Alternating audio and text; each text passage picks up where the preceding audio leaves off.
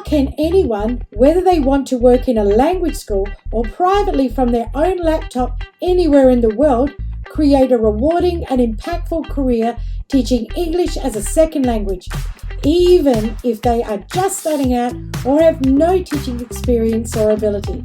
Hi, my name is Lynette Kim, and here on the TESOL Talk podcast, I aim to answer that very question.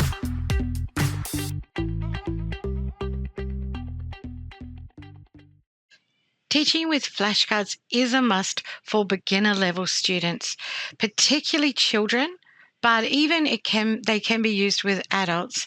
Now, when you're teaching children using flashcards, obviously you need to have big colored pictures on there that are really interesting for children. And the standard size for a flashcard is A4, which is great. And it pays to laminate these things. If you're going to go to the effort of creating these, they're going to get touched, thrown, trod on, spat on, just about anything you can imagine. So you want to be able to wipe them over, clean them, and not have them get damaged to the point that you're throwing them away every lesson.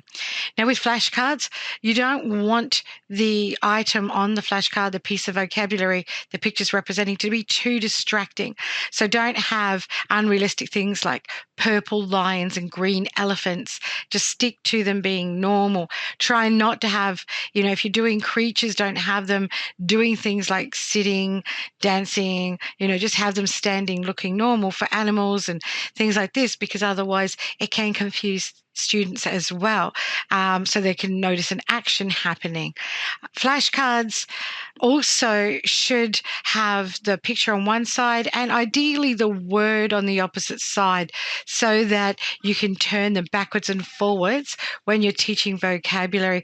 And the great thing about flashcards, you can start off the lesson with the flashcard and teach the vocabulary. So say if it's kindy students, it might just be 3 words and it might be 3 animals. And you're showing the picture, you're turning it, you're showing the word. So they're learning sight word. Now, when you're doing this, you need to demonstrate the flashcard at least 3 times. In some cases, people do it 5 and have students chant or repeat the word as well, so that they're really getting plenty of opportunity for pronunciation and also to get that to really stick with them.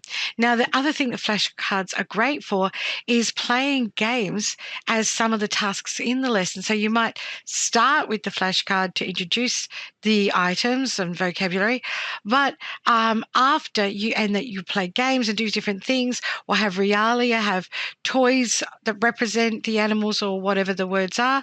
And at the end, you can then use the flashcards for games where they have to run to the flashcards. The flashcards are in different corners of the room and they run to the one that you call out, that animal. And you can also use the flashcards to review. So come back and revisit those flashcards and see if the students can actually recognize and call out the correct name to each one as you hold it up. And this works for all vocabulary: animals, alphabet, numbers, items in the classroom, all kinds of vocabulary that you're teaching, even verbs like action words and things like this. Any nouns, they can all be covered with flashcards. So definitely get familiar with learning how to teach using flashcards effectively, and prepare flashcards really well. And as I said, big pictures, picture on one side, word on the other, and make sure that you're laminating these and reusing them and keeping them in good condition, because you will use them over and over again. Now, with adults, it is similar. You don't have to go to the effort that you do for children, and they don't need to be as large. And we really only are using flashcards with adults for beginner level adults, for some basic words and things like this, if they're doing some sort of sight word. But generally, flashcards work best when you're teaching children.